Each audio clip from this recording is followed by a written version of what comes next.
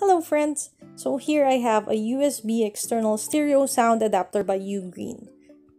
This is exactly what you need if you just bought a headset with microphone with a 3.5mm cable and sadly your laptop can only detect its speaker or its microphone, not both. So it means you don't have a combo jack for audio.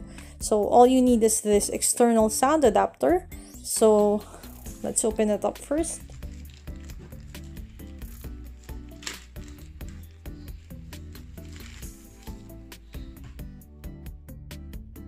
So basically, it's just a cable with this auxiliary port here on this end, which looks very sturdy.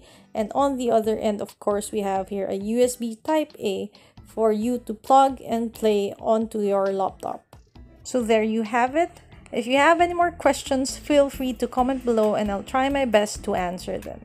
Thank you for watching. Do not forget to like and subscribe.